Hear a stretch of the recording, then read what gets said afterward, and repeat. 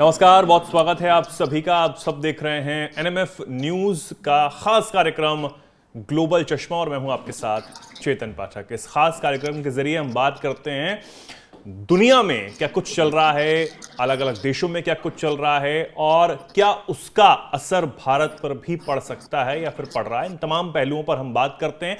आज हम बात करेंगे भारत के एक पड़ोसी देश श्रीलंका के बारे में, जहां पर हाल ही में चुनाव हुए और सत्ता परिवर्तन हुआ है। राष्ट्रपति चुनाव जीते हैं वामपंथी विचारधारा वाले वामपंथी नेता अरुणा कुमार दिसानायके, जिनके बारे में कई सारी बातें, कई सारी चर्चाएं अब हो रही हैं कि आखिर भारत के साथ उनका क्या रिश्ता रहेगा। क्योंकि पहले हमने देखा है कि उनकी पार्टी और वो खुद भारत के खिलाफ काफी कुछ प्रदर्शन भी कर चुके हैं, बोल भी चुके हैं। जो अडानी हमारे व्यापारी हैं, काफी बड़े व्यापारी हैं, उनके जो प्रोजेक्ट श्रीलंका में चल रहे हैं उसके खिलाफ भी चुनाव से पहले उन्होंने काफी कुछ बातें कही थी कि वो प्रोजेक्ट हम बंद करवाएंगे। श्रीलंका के विकास की बात वो करते आए हैं और अब वो नए राष्ट्रपति चुने गए हैं।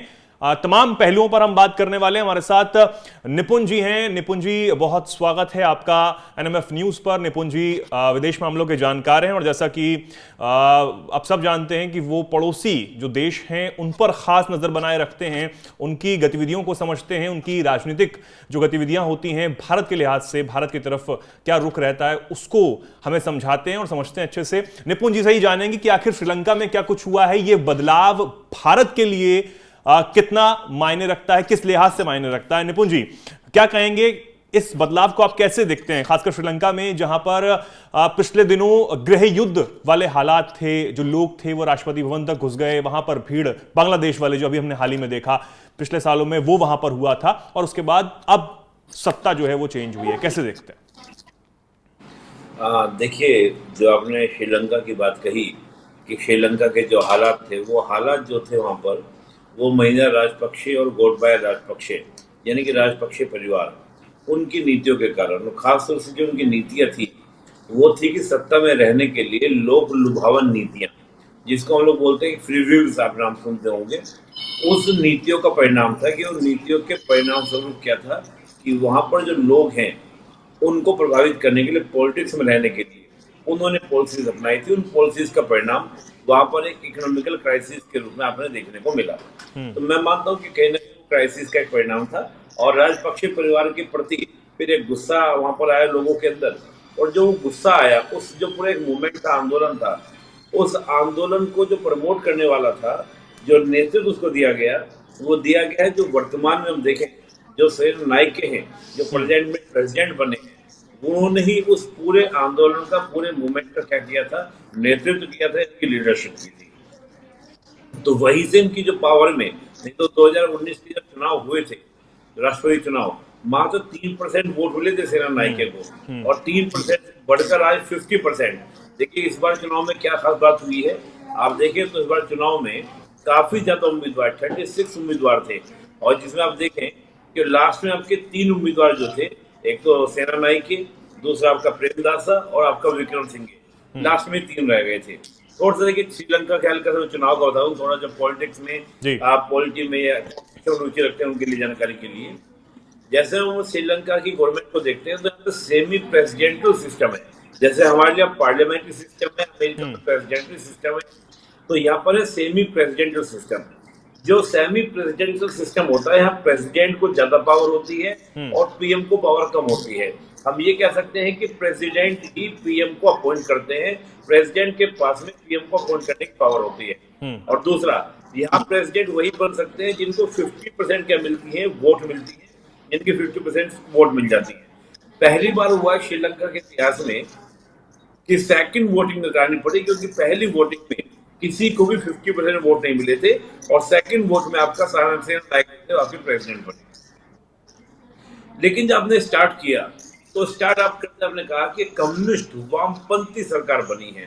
देखिए एक्चुअली क्या होता है कि जब हम किसी भी पार्टी को एनालिसिस करें या किसी भी कंट्री की फॉरेन पॉलिसी को एनालिसिस करें तो विचारधारा का इम्पैक्ट होता है। मैं मानता हूँ विचारधारा का इम्पैक्ट होता है, लेकिन विचारधारा से ज्यादा इंपॉर्टेंट होता है आपका नेशनल इंटरेस्ट का। और आप देखें जो गोटबाया राजपक्षे यानी कि राजपक्षे परिवार जो था, वो शुरुआत में चाइना करते हैं, लेकिन बाद में आते आते वो समझ जाते हैं कि भारत के बगैर बात चलने वाली नहीं है, बात बनने वाली नहीं है, भारत के साथ चलना पड़ेगा। तो बाद में वो भारत से भी क्या करते हैं, अच्छे संबंध बनाते हैं, बेटर रिलेशन बनाते हैं। ऐसे हम देखें, जो अभी आपने जो क्राइसिस का जिक्र किया, उस क्राइसिस में सबसे ज्यादा जो मदद की वो भारत ने की, करीब 4.5 बिलियन की हमने क्या की सहायता की थी। उस सहायता के कारण ही विक्रम सिंह वहां पर पावर में रहे।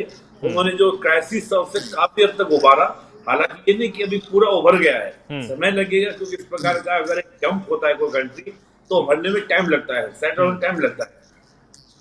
तो मैं नहीं मान सकता कि कोई भी प्रेसिडेंट किसी भी विचारधारा से क्यों ना हो, वो जो है वर्तमान में भारत को दरकिनार कर सकते हैं, भारत को इग्नोर कर सकते हैं। इसके दो रीजन है, दो कारण है। एक तो हम सेना नायके की बात कर रहे थे कि सेना नायके 2014 में जो ये पार्टी है जेवीपी, और जो 2019 में इन्होंने क्या किया था, करीब छोटे छोटे जो दल हैं, 15-20 छोटे छोटे दलों को लेकर एक नई पार्टी बनाई थी, एनपीपी। और एनपीपी जो थी वो पावर में सत्ता में लड़ती है, 2019 में चुनाव नेशनल पीपल्स पावर, जी ये हाँ बिल्कुल, नेशनल पीपल्स पावर एनपीपी इन्होंने बनाई 2019 में। हालांकि उस समय तो कम इनको वोट मिले थे, इस बार इनको ज्यादा वोट मिले। इस बार तो खैर प्रेसिडेंट ही बने। और अभी जो पीएम बनी है वो तीसरी महिला वहां की राजनीति में आई है, डॉक्टर हरिणी अमर सूर्या। और इनके बारे में बड़ा इंटरेस्टिंग बात है, इन्होंने जो ग्रेजुएशन की है वो भारत में जो ड्यू है, हिंदू कॉलेज है, ड्यू जो दिल्ली यूनिवर्सिटी का है, दिल्ली यूनिवर्सिटी हिंदू कॉलेज, उससे इन्होंने अपना ग्रेजुएट किया है सोशियोलॉजी से। तो इनका भी बड़ा अच्छा इतिहास है, मैं उसी पर चर्चा करूंगा। तीसरी ये हम देखें तो पहला जो 1964 में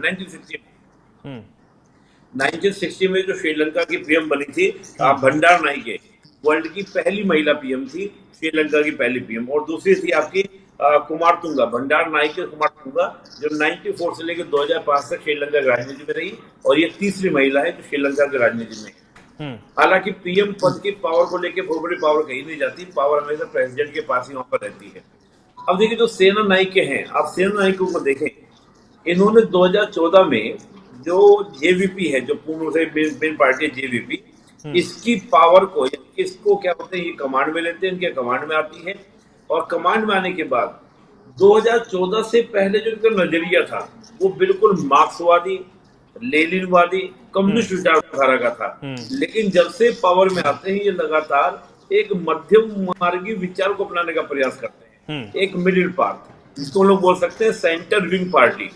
सेंटर विंग पार्टी वो होती है जिन्हें लेफ्ट से दिक्कत नहीं है, जिन्हें राइट विंग से दिक्कत नहीं है। उनका मोटिव होता है कि हमें पावर में आना है, सत्ता में आना है। तो मैं मानता हूं कि सेना नायके, एक तो रीजन क्या, मैंने आपको कहा, पहला रीजन कि इकोनॉमिकल क्राइसिस में भारत ने जैसे मदद की, ऐसे में भारत को इग्नोर करना किसी देश की बूते की बात नहीं, किसी भी प्रेसिडेंट की बूते की बात नहीं, पहली बात। दूसरा, इनकी पार्टी की, इनकी अपनी इमेज को परिवर्तित करना, चेंज करना। और तीसरी बात क्या है कि अगर ये पूर्ण रूप से चाइना की ओर टिल्ड होते हैं, हालांकि हम जानते हैं कि बीआरआई जो है चीन की, उसका ये पार्ट है श्रीलंका, और हम्बन टोटा इन्होंने 99 ईयर्स के लिए दे भी रखा है। लेकिन अगर ये पूर्ण रूप से चाइना की ओर टिल्ड होते हैं तो इसका मतलब है कि इन्होंने वेस्ट कंट्री, जो वेस्ट कंट्री है, उनसे क्या किया, दूरी बनाई। और वेस्ट कंट्री से दूरी बनाने का परिणाम ये निकलता है कि श्रीलंका एफएटीएफ में डलता है, यानी कि फाइनेंशियल एक्शन टास्क फोर्स जो है उसमें डलने के बाद ग्रे लिस्ट में डलता है, जिससे पूरी दुनिया से एक तरफ रह जाता है। भारत उसमें एक ऐसा देश है जिसने श्रीलंका को उस ग्रे लिस्ट से निकलवाने,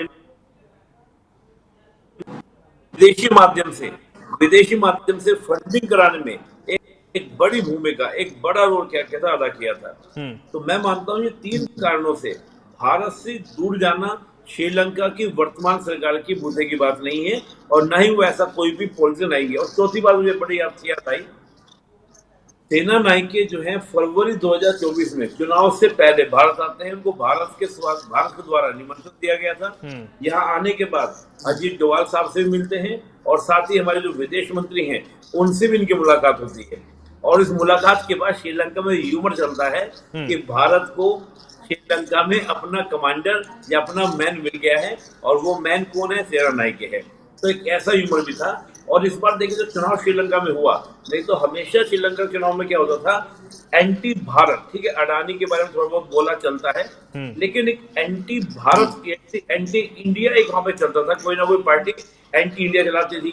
कई बार चुनाव में बात आता था, रो का नाम आता था कि रो जो है श्रीलंका के चुनाव में अपना रोल अदा कर रही है।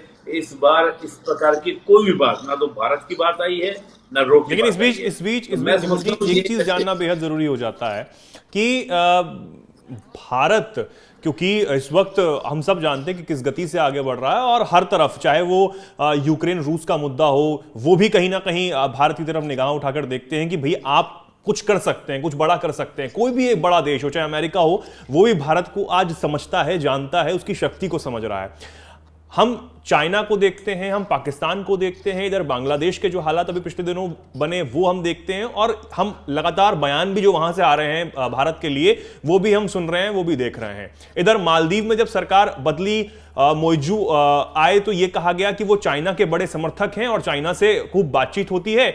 और क्योंकि जब कोई भी वहां पर प्रेसिडेंट बना और सीधे तौर पर वो भारत आता था, लेकिन वो भारत आने से पहले चाइना चले गए, चाइना की उन्होंने यात्रा की, वहां पर शी जिनपिंग से मुलाकात की, और तमाम जो बातें थे वो और ज्यादा उठने लगी कि भैया ये तो बिल्कुल ही भारत विरोधी हैं। उसके बाद जब उन्होंने और कहा कि आप अपनी सेना हटाइए, भारत से कहा कि जो सैनिक हैं वो अपने वापस बुलाई ले, तो और ज्यादा बातें होने लगी।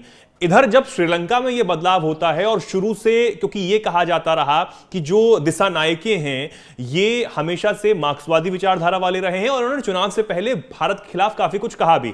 हालांकि आपने बिल्कुल सही कहा, फरवरी में उन्होंने विदेश मंत्री से मुलाकात की थी, कई और नेताओं से उन्होंने मुलाकात की थी, कई राज्यों का दौरा भी किया था, यहां पर आए थे वो भारत में जब भारत सरकार ने उन्हें बुलाया। लेकिन इधर मेरा सवाल यह है कि मालदीव, चाइना, पाकिस्तान, बांग्लादेश और इधर श्रीलंका, चाइना की नजर खासतौर पर श्रीलंका पर रही है, उसके चुनाव पर रही है, उसकी राजनीति पर रही है। अभी जो चुनाव हुए चाइना ने खूब बखूबी देखा, और हमने भी जब वहां पर गृह युद्ध हुआ और क्राइसिस हुआ था तो हमने तो मदद की, भारत ने मदद की, लेकिन चाइना ने भी खूब मदद की थी। तो चाइना के लिहाज में, चाइना के दिमाग में क्या चलता है श्रीलंका को लेकर? देखिए चेतन जी, प्रश्न तो आपने बड़ा अच्छा पूछा है, और खासतौर से नेबर कंट्रीज को लेकर, चाहे मालदीव को लेकर बात करें चाहे श्रीलंका को लेकर बात करें। पहले मैं से मालदीव का जिक्र कर दूं, क्योंकि आप मालदीव का जिक्र किया। देखिए मोइजू साहब ने वहां पर एंटी इंडिया जो एक कैंपेनिंग चलाया, आउट इंडिया, चुनाव के समय चलाया, चुनाव के बाद उसको भुनाने का प्रयास भी किया। लेकिन आप देखिए रिसेंटली 1 महीने घटनाक्रम देखिए, जैसे ही हमारे क्या थे विदेश मंत्री वहां विजिट करके आते हैं, तो बहुत सारे मालदीव के आइलैंड को भारत लेता है कि हम इनको क्या करेंगे, विकसित करेंगे, डेवलप करेंगे।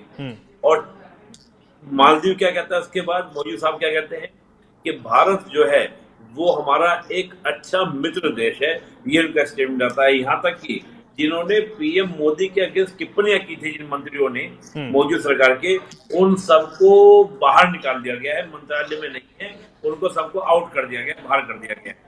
तो ये क्या दिखा रहा है कि कोई भी सरकार हो हमारे नेबर्स में, अब आप बांग्लादेश की बात कर लीजिए, बांग्लादेश में आपको आज दिख रहा है, लेकिन आने वाले समय आप देखेंगे कि वहां कोई भी सरकार हो वो एंटी इंडिया कर ही नहीं सकती।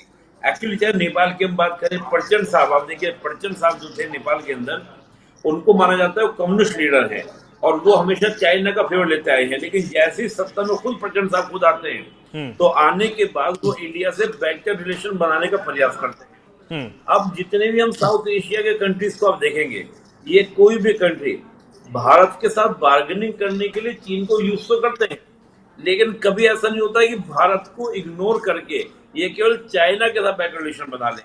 अब आप श्रीलंका को देखिए, श्रीलंका में बहुत बड़ी मदद करता है जब वहां सिविल वॉर खत्म होता है 2009 में, लिट्टे के हेड मारे जाते हैं प्रभाकरन, उनके मारे जाने के बाद चीन वहां पर पैसा लगाता है, जैसे हम्बनटोटा पोर्ट है। अब हम्बनटोटा पोर्ट हो या श्रीलंका की, देखिए श्रीलंका की जो लोकेशन है, श्रीलंका को इंडियन ओशन में बहुत ही इंपॉर्टेंट कंट्री बना देती है। आज वर्ल्ड का सबसे ज्यादा बिजी ट्रेड रूट कोई है तो वो इंडियन ओशन है, और इंडियन ओशन में कोलंबो जो पोर्ट है वो बहुत ही क्या है, बिजी रूट वाला एक आपका पोर्ट बैठता है। एक्चुअली कोलंबो पोर्ट जो है वो डीप ओशन के अंदर पोर्ट है, जैसे इंडियन पोर्ट जितने भी हैं मोस्टली क्या है वो डीप ओशन में नहीं है, लेकिन कोलंबो पोर्ट क्या आपका डीप ओशन में है। हमें क्या करना पड़ता है, भारतीय पोर्ट को हमको डैक बनाने पड़ते हैं। जैसे मान लीजिए पोर्ट यहाँ पर है, एक लंबा डैक बनाएंगे, डेक पे हम अपने शिप को रोकेंगे, वहां से फिर बाय रोड हम अपने पोर्ट पे सामान लेकर आते हैं। लेकिन श्रीलंका के लिए ऐसा नहीं है। तो होता क्या है कि जो भी विश्व के जितने भी शिप्स हैं, वो पेट्रोल लेने के लिए, अपने सामान में कुछ भरने के लिए, खाना पीना राशन लेने के लिए वो कोलंबो पोर्ट पर रुकते हैं। तो एक तो कोलंबो पोर्ट का एक आर्थिक इकोनॉमिकल इंपोर्टेंस हो गया, और दूसरा क्या है कि जब श्रीलंका यानी कि जो आपका इंडियन ओशन सबसे बिजी रूट हो जाएगा, तो जाहिर सी बात है, चाहे वो मालदीव हो और चाहे आपका श्रीलंका हो, दोनों का एक स्ट्रेटेजिकल इंपोर्टेंस हो जाएगा। और चीन के लिए तो बहुत ही ज्यादा इंपॉर्टेंट हो जाता है।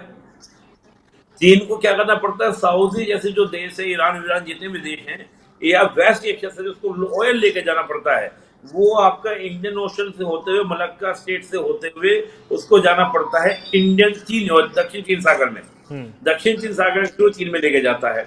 अब होता क्या है कि हालांकि चीन ने इस डिपेंडेंसी को खत्म करने के लिए सीपैक का निर्माण किया, लेकिन आप जानते हैं सीपैक में जिस प्रकार से बलूच जो है चीन को बर्दाश्त नहीं करते हैं, तो वो भी उसके लिए क्या बना रहता है, हमेशा समस्या का विषय बना रहता है। तो चीन जो है उसके लिए बहुत ही रणनीतिक इंपोर्टेंट हो जाता है, स्ट्रेटेजिकल इंपोर्टेंट हो जाता है श्रीलंका का, और वो चाहता है कि श्रीलंका में उसकी डेप्थ रहे, इसलिए उसने हम्बनटोटा पोर्ट भी लिया 99 ईयर्स के लिए। लेकिन एक इंटरेस्टिंग बात है चेतन जी, जब श्रीलंका ने हम्बनटोटा पोर्ट दिया चीन को, तो उसको केवल और केवल इकोनॉमिकल यूज के लिए दिया है, मिलिट्री यूज के लिए मना कर दिया भारत की आपत्ति के कारण। हालांकि हमको चीन पे विश्वास कभी नहीं हुआ, हमने चीन के काउंटर करने के लिए हम्बनटोटा पोर्ट के नॉर्थ में आपको एक छोटा सा एयरपोर्ट है जिसका नाम मटाला एयरपोर्ट, वो हमने क्या किया, चीन से लिया। और आप देखें जो राजपक्षे परिवार है वो मतलब श्रीलंका से लिया था, और जो राजपक्षे परिवार है, राजपक्षे परिवार को भी आप देखें शुरुआत में वो चीन चीन करते हैं, लेकिन बाद में उनका जो टिल्ड है, झुकाव है, वो भारत की ओर हो जाता है। देखिए सिंपल सी बात है, हम एक नेबर का इस्तेमाल करते हैं, नेबर का हम लोग यूज करते हैं।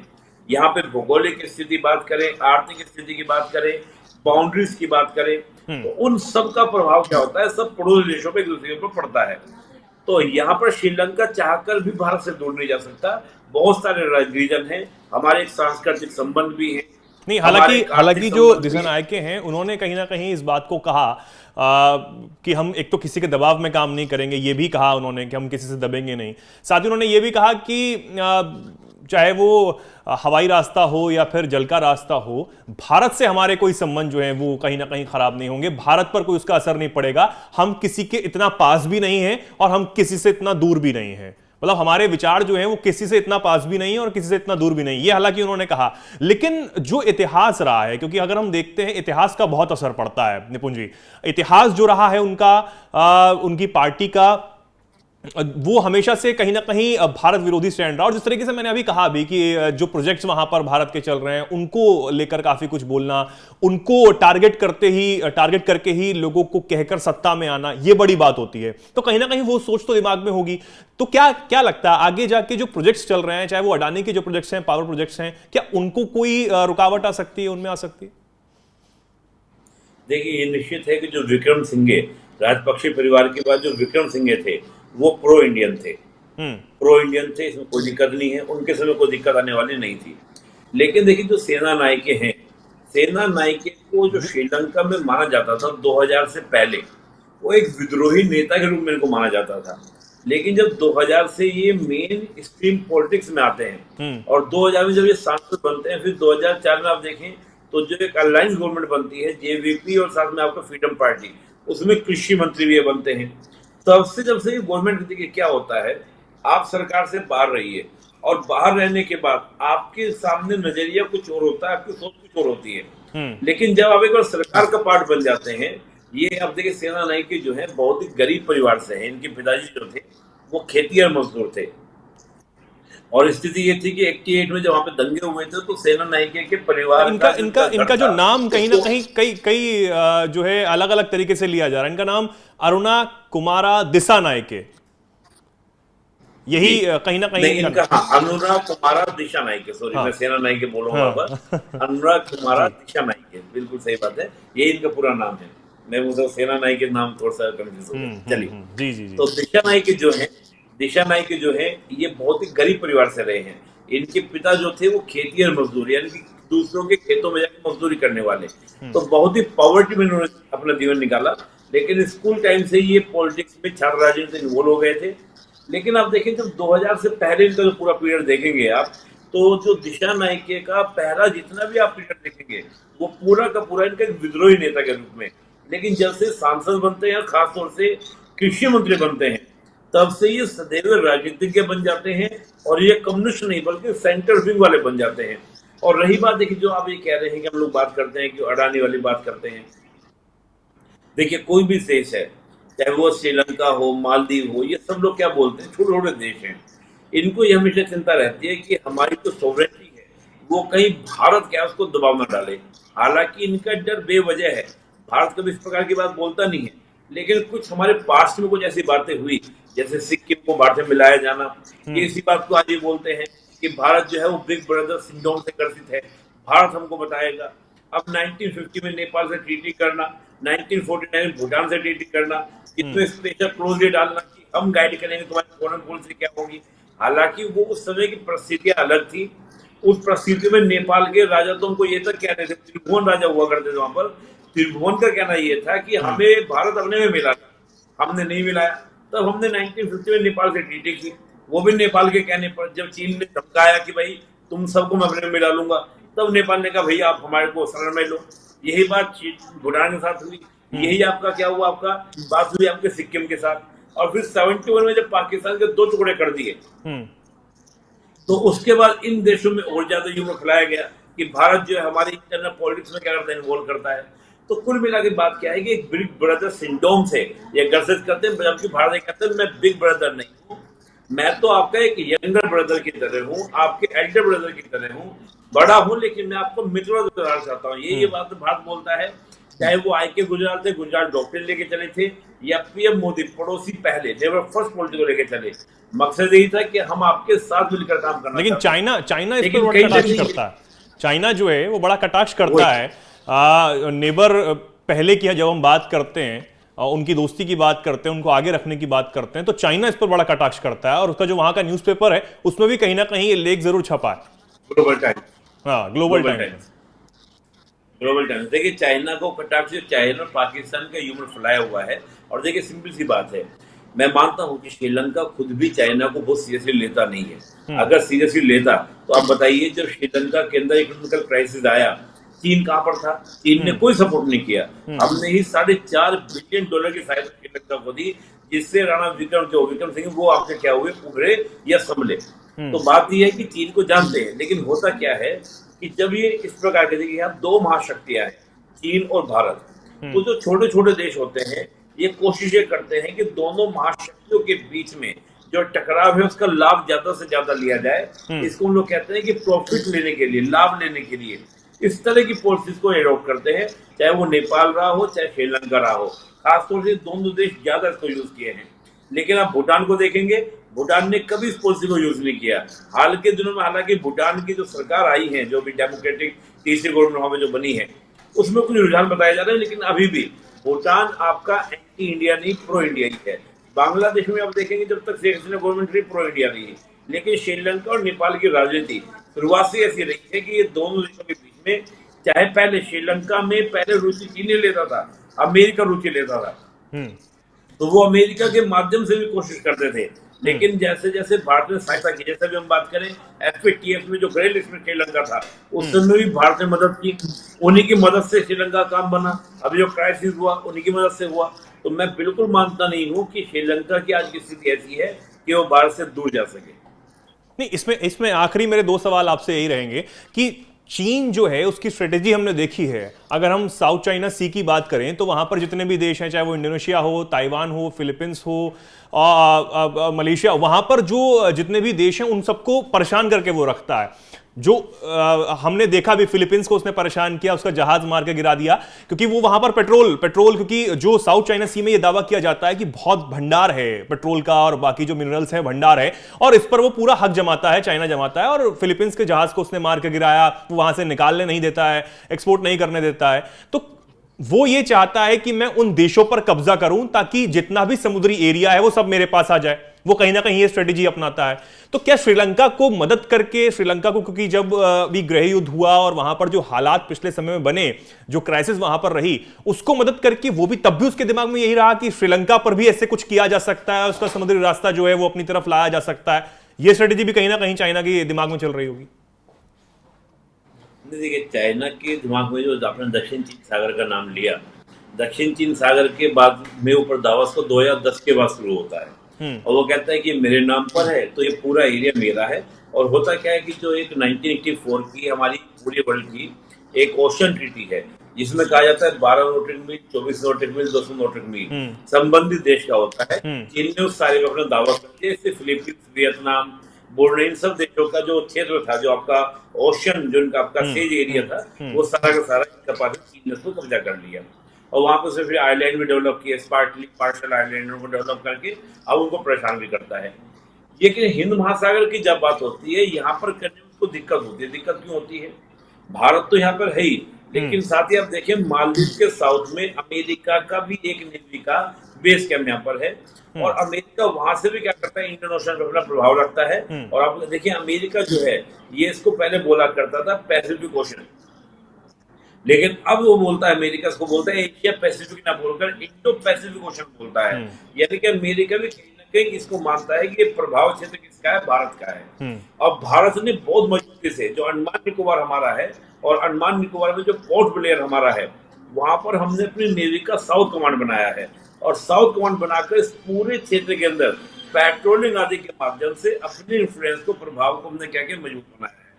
तो चीन यहाँ पर करने का प्रयास कर रहे हैं। जैसे मैंने हम्मन टोटा का आपको एग्जाम्पल दिया, हम्मन टोटा को पहले जो उसने लिया था इसी बात पर ले रहा था कि हम इसको जैसे चाहे प्रयोग में लें, लेकिन भारत के दबाव में श्रीलंका ने चाइना को सैन्य प्रयोग से मना कर दिया। तो ये श्रीलंका भी जानता है कि कितनी बार्गेनिंग करनी है, कितनी बार्गेनिंग नहीं करनी है, चाहे वो चीन हो, चाहे वो भारत हो, चाहे वो मालदीव हो। मालदीव भी इस बात को जानता है। देखिए सिंपल सी बात है, श्रीलंका, मालदीव हमारे नेबर हैं, चीन उनके लिए एक्सटेंडेड नेबर है। उनका क्या है, वो एक्सटेंडेड नेबर से मतलब जब हम कहते हैं एक्सटेंडेड नेबर यानी कि दूर का पड़ोसी है और दूर के पड़ोसी को कंट्रोल करने के लिए या ज्यादा अच्छे रिलेशन बनाने के लिए बहुत मशक्कत करनी पड़ेगी। जबकि भारत के लिए इतनी मुसीबत वाली बात नहीं होगी क्योंकि भारत का ये ऑटोमेटिकली अन्य आर्थिक क्षेत्र में, अब देखिए श्रीलंका और भारत के बीच दूरी नहीं है, 18 नॉटिकल मील की दूरी है। अब वो नॉटिकल मील की दूरी को हम विवाद बना सकते हैं भाई, हम देखें तो 200 नॉटिकल मील तक का आपका एरिया होता है। हम वैसे प्रभाव बना सकते, मतलब बहुत सारे रीजन ऐसे हैं कि श्रीलंका भारत की जो कल्चरल रिलेशंस हैं, भौगोलिक दूरियां नहीं है, ऐतिहासिक संबंध दोनों के बीच में है, राम जी के जमाने से है श्रीलंका का संबंध। वहां पे बहुत बड़ा टूरिज्म श्रीलंका में भारत से जाता है केवल श्रीलंका होने के कारण। तो बहुत सारी वहां पर अशोक वाटिका बनाई हुई हम लोगों ने कि भाई अशोक वाटिका, रावण का महल तक दिखाते हैं, रावण का महल था। तो बहुत सारे ऐसे तजुर्बातें होती हैं जो उसको आप तोड़ नहीं सकते, ब्रेक नहीं कर सकते। काफी सारी चीजें हैं श्रीलंका को लेकर। एक आखिरी सवाल मेरा यही रहेगा निपुण जी कि श्रीलंका में हमने देखा इतिहास में किस तरीके से तमिलों के साथ जो अत्याचार हुआ और उनको प्रताड़ित किया गया, तो उस सोच में कहीं ना कहीं बदलाव आएगा, क्या कुछ होगा उन तमिलों के लिए, क्या कुछ होगा, वो क्या सोचेंगे अब इस चीज को लेकर, सरकार बदलने को लेकर? नहीं देखिए, हाँ ये प्रश्न आपका बड़ा अच्छा प्रश्न है। और जब मैं जेवीपी को पढ़ रहा था, इनकी आइडियोलॉजी को पढ़ रहा था, तो इनकी आइडियोलॉजी में इन्होंने वामपंथ लिखा है और साथ ही सिंघाली राष्ट्रवाद भी लिखा है इन्होंने कि हमारी जो आइडियोलॉजी है वो सिंघाली राष्ट्रवाद। और मुझे अच्छे से याद है कि जब 13वां संविधान संशोधन किया गया था श्रीलंका में, इसलिए किया गया था कि तमिलों को जो जाफना पेनिनसुला है श्रीलंका के अंदर नॉर्थ में, वहां पर उनको ऑटोनॉमी दी जाएगी। तो तब जब ये 13वां संविधान संशोधन हुआ था, इसका पूरा विरोध किया था जेवीपी ने और आज भी जेवीपी इसका विरोध करती है। तो मुझे तो लगता है कि तमिल को लेकर इनकी कोई विचारधारा परिवर्तित होने वाली है, वो झुका तो रहेगा। देखिए सिंघाली क्या है, सिंघाली वहां का 85% आबादी है और 85% की मेजोरिटी इन पॉपुलेशन है। तो कोई भी पॉलिटिकल पार्टी को वो सिंघालियों से हटकर नहीं। और एक मैं इंटरेस्टिंग बोल देता हूँ, कई बार तमिलों को लोग हिंदू, हालांकि वो हिंदू धर्म को मानते हैं, हिंदू धर्म को मानते हैं, लेकिन ये जो विवाद है इसको कभी भी धर्म के आधार पर नहीं लिया जाता। सिंघाली बौद्ध कम्युनिटी को मानते हैं और हिंदू तमिल, लेकिन ये इथनिक कॉन्फ्लिक्ट है, ना कि ये एक रिलीजियस कॉन्फ्लिक्ट। इसको इथनिक कॉन्फ्लिक्ट कहा जाता है। तो जो एथनिक कॉन्फ्लिक्ट होता है ना, ये थोड़ा सा लंबा चलता है, ये विस्तृत होता है। जैसे हम बात करें भारत और पाकिस्तान का जो विवाद है वो एक अलग तरह का विवाद है, लेकिन जो एथनिक कॉन्फ्लिक्ट होता है पहचान का विवाद होता है। भारत ने हालांकि कोशिश की है तमिलों वाला समस्या को समाधान करने प्रयास निकाला जाए, लेकिन आज तक उसका प्रयास, मतलब उसका हमारा प्रयास जो है बहुत कामयाब नहीं हुआ है। हालांकि बहुत बड़ी संख्या में जो तमिल भारत में आए थे उनको हमने वहां पे दोबारा से सेटल जरूर कर दिया है, लेकिन उसका हमें बहुत ज्यादा लाभ मिला नहीं है। बिल्कुल। और कहीं ना कहीं अब ये भी कहा जा रहा है कि जो दिसा नायके हैं, जो नए राष्ट्रपति चुने गए हैं श्रीलंका के, वो अब जो ईस्टर ब्लास्ट जो हुआ था जिसमें काफी लोगों की मौत हो गई थी, उस ब्लास्ट में करीब बताया जा रहा है कि 250 से ज्यादा लोगों की जान चली गई थी, उस केस को भी दोबारा ओपन वो करेंगे और उसमें भी जांच, अब तेजी आएगी उस जांच में भी। और देखिए, तो मैंने आपको कहा कि हम जब उस बात की करते हैं कि जो आपका पूरा जांच करने की बातें होंगी, तमाम तरह की सब बातें होंगी, ये तो नेचुरल चीजें हैं। इस तरह अटैक को बहुत बड़ा अटैक माना जाता है श्रीलंका के अंदर। और श्रीलंका में देखें जो क्रिश्चियन कम्युनिटी है उसके ऊपर वो अटैक था, यानी कि आपके चर्च के ऊपर हमले थे। इसको लेकर यूरोप तक में आवाजें उठ रही थी बिल्कुल कि भाई हमारे क्रिश्चियन समुदाय के ऊपर अटैक हुआ। और इस अटैक में आप देखिए जाकिर नाइक जैसे उनका भी इसमें क्या होता है, नाम आता है कि जाकिर नाइक जैसे लोगों का, यानी कि जो रेडिकल है, कट्टरपंथी, उनका भी नाम आता है। तो बहुत सारी चीजों को उसमें देखेंगे। तो इस तरह अटैक को, जिसमें मैंने कहा सिंघाली राष्ट्रवाद, तो जो कोई पार्टी अगर नेशनलिज्म की बात करती है तो उसके लिए एक बड़ी बात होती है कि हाँ मुझे क्या करना है कि अपने आप को कंट्रोल करना है, अपने प्रभाव में रखना है, उस चीज को हम देखेंगे। तो ये इस प्रकार की बातें जरूर करेंगे। बिल्कुल बिल्कुल। और उम्मीद है कि भारत से जो रिश्ते हैं वो श्रीलंका के मजबूत होंगे। चाइना जो कुछ सोच रहा है, चाइना की जो स्ट्रेटेजी है या फिर जो खिचड़ी उसके दिमाग में पक रही है, वो कहीं ना कहीं विफल होगी, क्योंकि चाइना का जो रुख है वो तमाम, चाहे वो पड़ोसी देश हों या फिर दूर के देश हों, उनके लिए हमेशा से खराब ही रहा है। पता नहीं क्या सोचता है, क्या करता है, पता नहीं। हालांकि हम देख रहे हैं कि हमारे जो नेबरिंग कंट्रीज हैं उनसे हम रिश्ते अच्छे रखें, हमेशा से हमारे अच्छे रही हैं, लेकिन हम ये चाहते हैं कि हमारे जो रिश्ते हैं वो हमारे पड़ोसी मुल्कों से काफी अच्छे रहें। हालांकि पाकिस्तान और बांग्लादेश अपने अपने रास्ते पर चल रहे हैं, उनका क्या होगा ये नहीं पता, लेकिन फिर भी श्रीलंका में नई सरकार आई है। श्रीलंका ये चाहता है कि वो समृद्ध हो। जो गलतियां पहले की सरकारों में वहां हुई हैं, जो लोगों को झेलना पड़ा, जो लोगों को प्रताड़ित होना पड़ा, और 70% तक महंगाई वहां पर हो गई थी, इतनी महंगाई उन लोगों को झेलनी पड़ी। जो चीज वहां पर होती थी, यानी कृषि आधारित वो देश, वो भी कहीं ना कहीं उस सामान को भी बाहर से इंपोर्ट करना पड़ रहा था। इतनी बुरी हालत श्रीलंका की हो गई थी। अब बदलाव आने की उम्मीद है, नई सरकार आई है, तमाम चीजें होने की उम्मीद है। देखते हैं आगे क्या होता है। और यह भी देखना बेहद महत्वपूर्ण होगा कि भारत क्या कुछ साझेदारी निभा सकता है और आगे आने वाले समय में क्या रुख हो सकता है श्रीलंका का भारत के लिए। जी निपुण जी कुछ कहना चाहते हैं जल्दी से। मुझे एक बात याद आ गई, जो दिशा नाइक की जो पार्टी एबीपी है, इसके लिए भी चुनौती काफी ज्यादा है। जो प्रांतीय, वहाँ की जो पूरी जो प्रांतीय असेंबलीज होती हैं, उन असेंबली की टोटल सीटें 455 हैं, इसमें इनके पास केवल 15 सीटें हैं। और जो वहाँ पर लोकल चुनाव, जैसे हमारे यहाँ पंचायत चुनाव होते हैं, वैसी जो पंचायती सीटें हैं वो 8356 टोटल सीटें हैं, उसमें भी 436 सीटें इनके पास केवल हैं। तो ऐसा नहीं कि अदर जो पार्टीज हैं उनके प्रभाव कम हो गए हैं। तो इस प्रकार की स्थिति में दिशा नायक बहुत सोच समझकर भारत का संबंधों को लेकर चलेंगे। बिल्कुल बिल्कुल बिल्कुल, ठीक है। देखने वाली बात होगी कि वही भारत के समर्थन से वो कितना चलते हैं, भारत से कितने रिश्ते आने वाले समय में मजबूत करते हैं, क्या देखते हैं। और क्योंकि चाइना की जो नजर है उनसे भी अपने आप को, श्रीलंका को बचाना है, ये भी महत्वपूर्ण बात होगी। बहुत बहुत धन्यवाद निपुण जी, आपका हमारे साथ जुड़ने के लिए, तमाम पहलुओं पर चर्चा करने के लिए, समझाने के लिए कि आखिर श्रीलंका में क्या कुछ चल रहा है, क्या कुछ हुआ था और आने वाले समय में क्या कुछ हो सकता है और उसके मायने भारत के लिहाज से कैसे हो सकते हैं। बहुत बहुत धन्यवाद सर। और तमाम ऐसी ही खबरों के लिए, ऐसी ही तमाम जानकारियों के लिए आप भी जुड़े रहिए एनएमएफ न्यूज के साथ। नमस्कार।